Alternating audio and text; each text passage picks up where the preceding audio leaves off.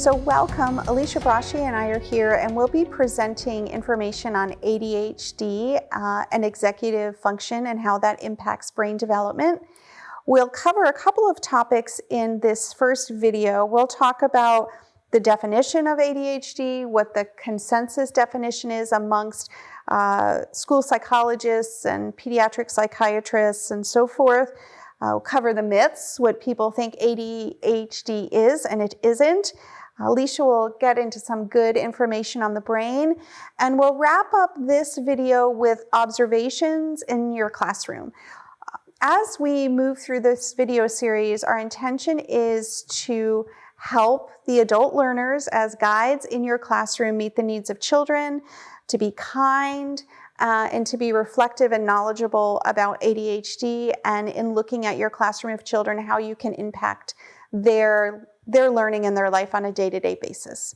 So we're going to start today with understanding of the definition of attention deficit hyperactivity disorder.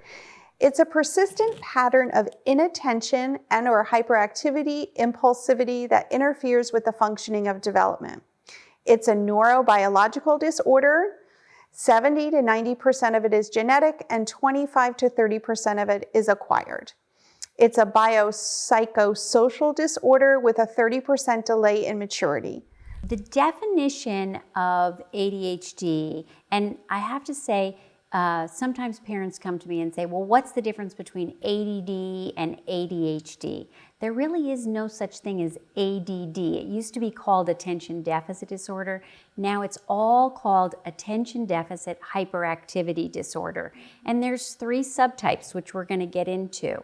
But it's either in the form of extreme inattentiveness that's developmentally not consistent with the child's chronological age, or there's a lot of hyperactivity and impulsivity that's not consistent with development, or both. The developmental delay, people sometimes say, well, just give them medication. We're going to talk about medication and how medication works. But what teachers and parents and professionals need to know is medication's not a magic bullet.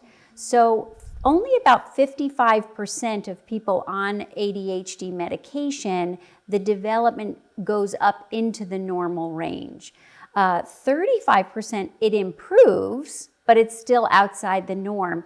And 10% of the population on ADHD medication, it doesn't help at all. So then what? So we have to make sure that we have a multi-pronged approach to working with students with ADHD in the classroom. And wouldn't you say, Alicia, that it's a spectrum? It is a spectrum. There is a spectrum of severity. We'll talk a little bit about severity too later in the presentation.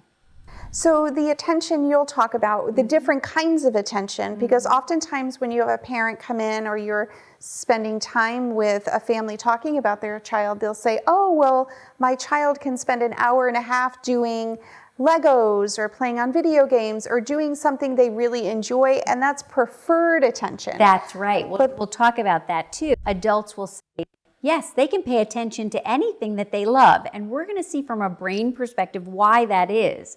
But also to know that there's multiple forms of attention that we need to look at. So we think of attention deficit hyperactivity disorder as a difficulty sustaining focus. And actually, that's only one part of attention. When you're looking at attention, you have to assess sustained attention, but you also have to identify if the child has difficulty shifting their attention, shifting from thing to thing. And those are those students who get really involved in something in their work cycle and can't shift from task to task. That's actually can be an attention deficit and part of that disorder.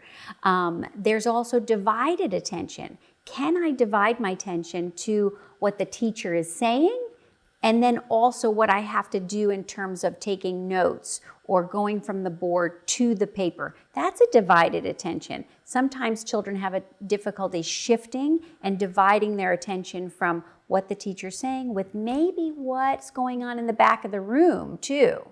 And then there's that attentional capacity. How much can they hold on to before they tune out? And that's developmental.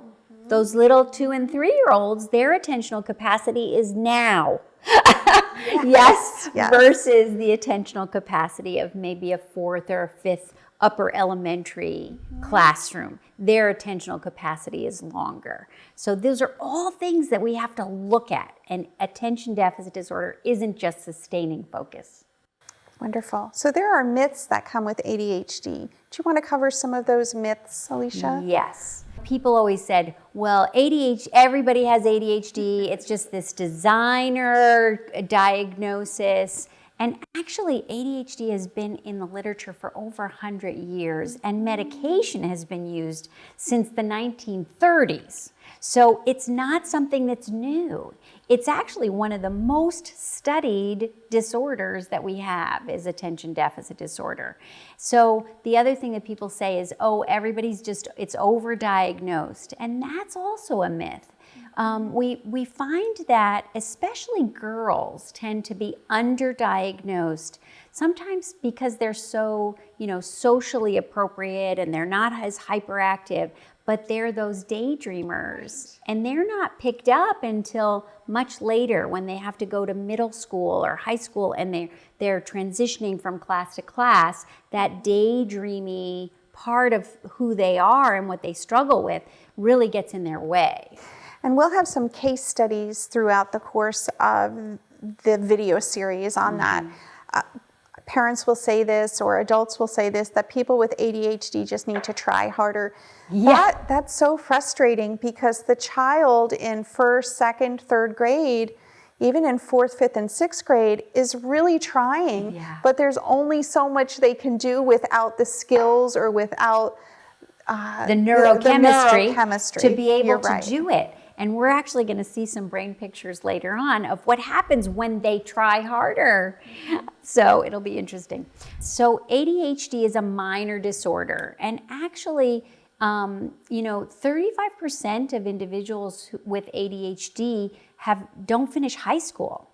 And it's actually a very large population within our prison population because these are individuals who don't necessarily succeed in typical environments like school, and so they get in trouble.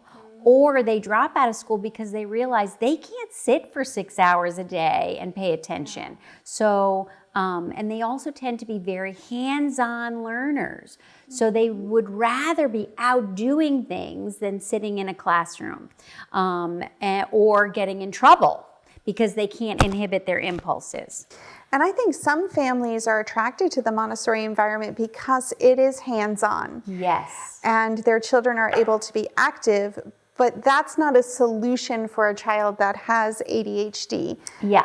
And we talk about when we work together that not all children are Montessori students, that it is a special environment. And yes, you may have ADHD, but Montessori isn't necessarily the right environment, or maybe you do have ADHD and it's a perfect environment. So you have to take it as a case-by-case basis. It's not just one thing. It can present itself in multiple ways. I think the other thing that's interesting is that everyone grows out of ADHD. And I have a son who is ADHD and was diagnosed at 2.5. And right around the age of 10, his doctor felt like, let's see if this brain development comes together. So some children do grow out of it and some children don't. And then you'll have somebody that might say, doesn't everyone have ADHD? And not really. Not really. We all have ADHD moments, right? Yeah, absolutely. But we'll talk about it being a delay in development. So some people develop at different rates and they can quote unquote grow out of it, and some people deal with those issues throughout their lifespan. So the disorder does persist. So it's not just that month or that year in that classroom.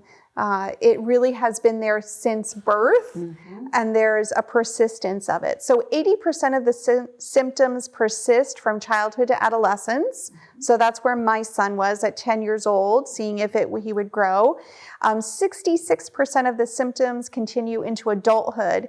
And 34 didn't have enough symptoms for a diagnosis, but still had symptoms that caused impairment. So these are those adults that, have gotten out of school and having to focus for a long period of time, and they pick a brain-friendly occupation where they're brilliant, but they can't sit behind a desk.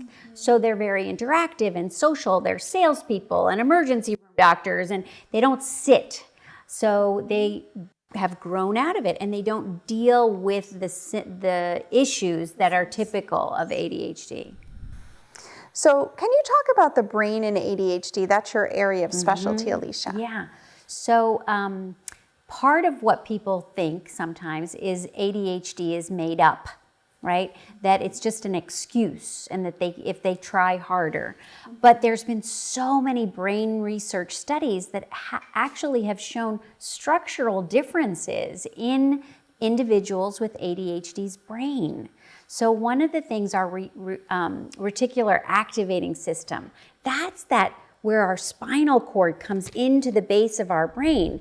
This is our arousal mechanism. So when all of the sensory input comes into our brain, what we see, what we hear, what we taste, what we touch, that has to go through that area. And it has to say, ooh, is this important?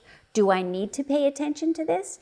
And so that arousal regulation mechanism is less developed. So they tend to be seekers, like that's not enough information, I need more. The other area that is very important for inhibiting impulses is our orbital prefrontal cortex, which is right here. And this part it's what makes us human, be able to make decisions and inhibit impulses and stop ourselves. It's our filter. And that's an area that is less developed within individuals with ADHD. Our basal ganglia is right behind our frontal lobe, and that is the area that helps feed the frontal lobe the neurochemicals, dopamine and other neurochemicals. And so the brain research has showed that that's an area that has some dysregulation to it as well.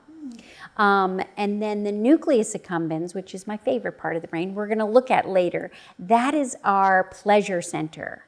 And they have found that it's an interest deficit because that nucleus accumbens, that pleasure center, needs lots of stimulation to actually say, ooh, I really like that, right? Versus instead of just intrinsic motivation, being able to delay gratification by saying, if I do this paperwork, then I'm going to be able to do what I love later. So there's difficulty in that area.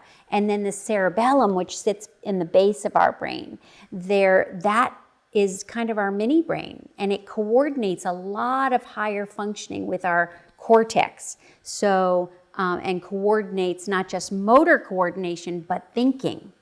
So there's definite differences. They've also found differences in neurotransmitters. So I just mentioned dopamine. Our basal ganglia kind of shoots dopamine into our frontal lobes. Well, that's our go neurochemical. That's the neurochemical in our brain that says, do this. And then we also have norepinephrine dysregulation. Now, norepinephrine is our stop neurochemical. So dopamine and norepinephrine have to work really well together and get absorbed in the frontal lobes of our brain and around our brain in order to be able to focus and also stop when we need to stop.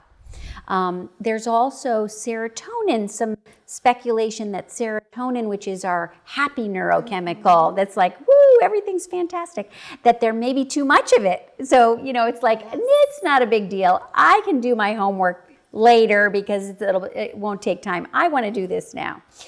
So serotonin may be a dysregulation within ADHD brains. So it's neurochemical, and that's where the biopsychosocial, it's a neurochemical developmental disorder.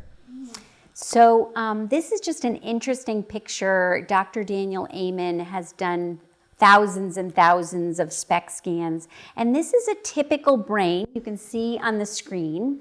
The left side of the screen is the side view of the brain, and then the right side of the screen is from underneath looking up. So when you look at the top of the brain, the top of the screen, that's our frontal lobe.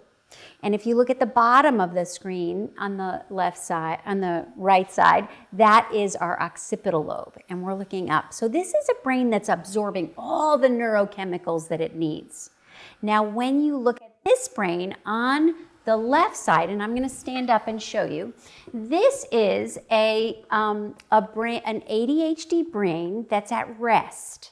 So these holes here are not real holes. That's a lack of absorption of dopamine and norepinephrine to be able to function well, to be able to focus and pay attention and inhibit impulses. And that's the brain at rest.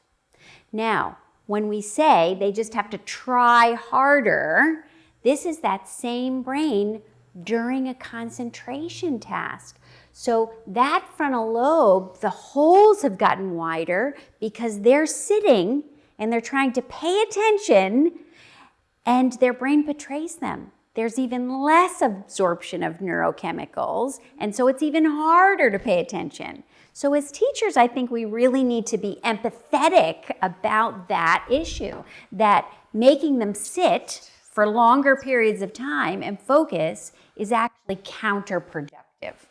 So I think when I first saw those pictures, it was so startling to me looking at the brain development. And you can't refute it. The neuroscience is there, and it's the absorption of the chemicals in the brain as well.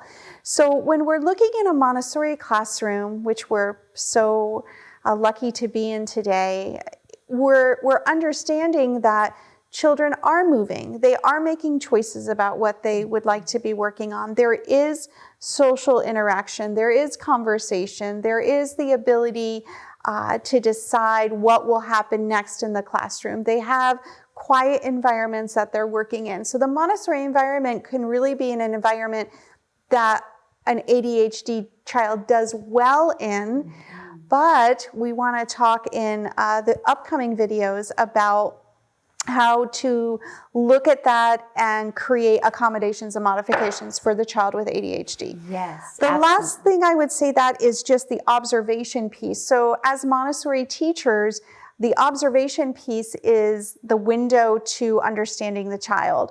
And in our experience and our teachers' experience at Lake Mary Montessori, it takes about 6 weeks to collect information and data.